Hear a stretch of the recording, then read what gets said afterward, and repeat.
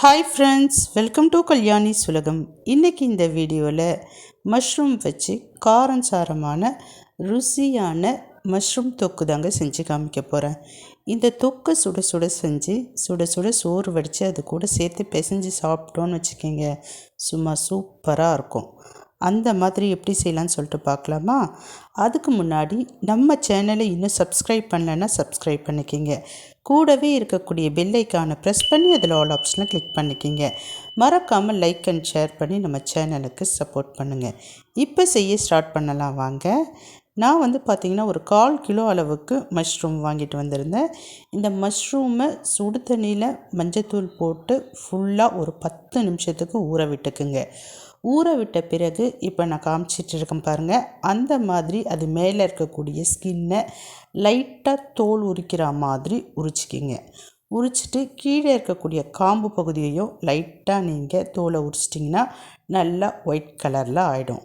இப்போ பாருங்கள், நான் ஒரு மஷ்ரூம் க்ளீன் பண்ணி காமிச்சிருக்கேன். அதே மாதிரி எல்லா மஷ்ரூமையும் க்ளீன் பண்ணிவிட்டு இந்த மாதிரி நல்லா பாதி பாதியாக கட் பண்ணிக்கிங்க. 4-5 கட் பண்ணிவிட்டு ஒரு 2-3 டைம் அலசி எடுத்து வச்சுருங்க.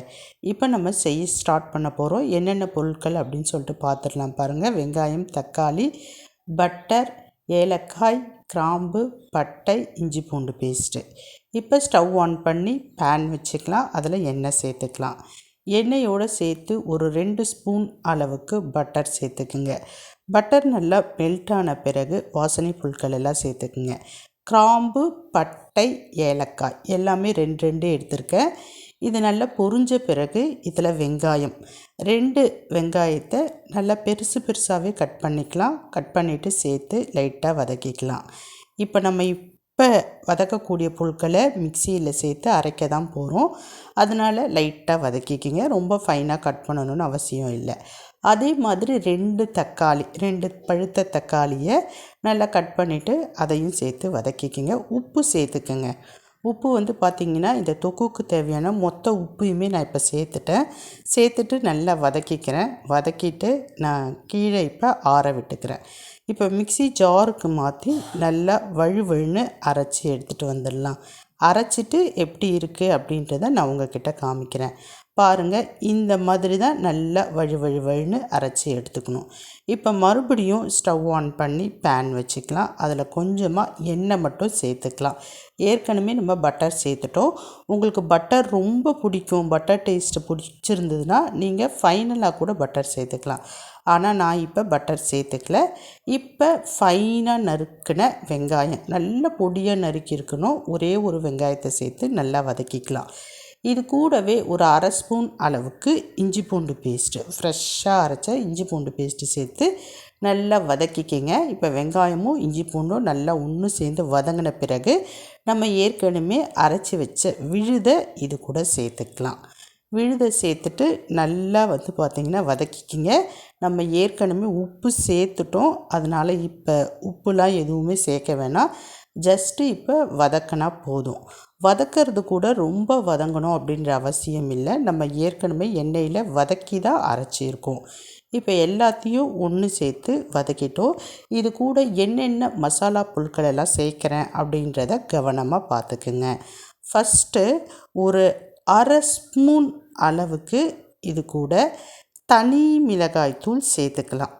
வரமிளகாய்த்தூள் தனியாக அரைச்சி வச்சுருப்போம் இல்லைங்களா, அந்த தூள் சேர்த்துக்குங்க. அப்படி இல்லைன்னா கடையில் வாங்கின தூளாக இருந்தாலும் பரவாயில்லை.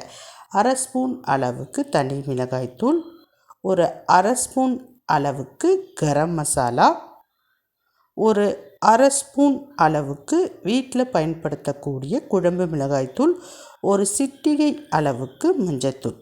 இது எல்லாத்தையும் சேர்த்து நல்லா வதக்கிக்கணுங்க. வதங்கின பிறகு நம்ம இது கூட கட் பண்ணி வச்சுருக்கிற காளானை சேர்க்க போகிறோம். இந்த மசாலா பொருட்கள் எல்லாம் சேர்ந்து நல்லா வதங்கணும். லைட்டாக எண்ணெய் பிரிஞ்சு வரணும். அந்த அளவுக்கு நல்லா வதக்கிக்கலாம். இப்போ இது கூட காளான் சேர்த்துக்கலாம். நம்ம கட் பண்ணி வச்சுருக்கக்கூடிய காளானை மறுபடியும் ஒரு 2-3 டைம் தண்ணியில் அலசிட்டு அதுக்கப்புறமேட்டு சேர்த்துக்குங்க. காளான் சேர்த்துட்டு ஒரு 5 நிமிஷம் ஸ்டவ்வில் இருந்தால் போதுங்க. இந்த தொக்கு ரெடி ஆகிடும். காளான் போட்ட பிறகு ரொம்ப நேரம்லாம் வேக வைக்கக்கூடாது. சட்டுன்னு இது வதங்கி வெந்துடும். பாருங்கள், இந்த மாதிரி நல்லா வதக்கிக்கிங்க. சிம்மிலேயே வச்சு வதக்கிக்கிங்க. நல்லா வதங்கிடுச்சு. இப்போ இது கூட அந்த மிக்ஸி, அந்த கலவையெல்லாம் சேர்த்து அரைச்சோம் இல்லைங்களா, அந்த மிக்ஸியை கழுவி கொஞ்சமாக தண்ணி சேர்த்துக்கிறேன். தண்ணி சேர்த்தாச்சு. மறுபடியும் லைட்டாக மிக்ஸ் பண்ணிவிட்டு ஒரு 2-3 நிமிஷத்துக்கு ஸ்டவ்வில் வச்சுருந்தா போதும். சூப்பராக காளான் தொக்கு ரெடி ஆகிடும். பாருங்கள், நல்லா சுற்றி முட்டை கட்ட ஆரம்பிக்குது. சூப்பராக வாசனை வருது.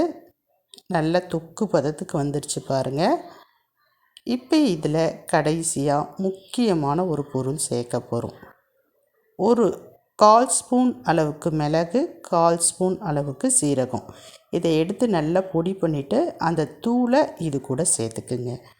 கூடுதலாக கொஞ்சமாக கொத்தமல்லி தழைகளையும் சேர்த்து லைட்டாக வதக்கிக்கிங்க. இப்போ 99% காளான் தொக்கு ரெடி ஆகிடுச்சு. இப்போ முழுசாகவே ரெடி ஆகிடுச்சு. ஆஃப் பண்ணிவிட்டு கீழே இறக்கி வச்சாச்சு. நீங்களும் செஞ்சு எப்படி இருக்குன்றதை சொல்லுங்கள். பாய்.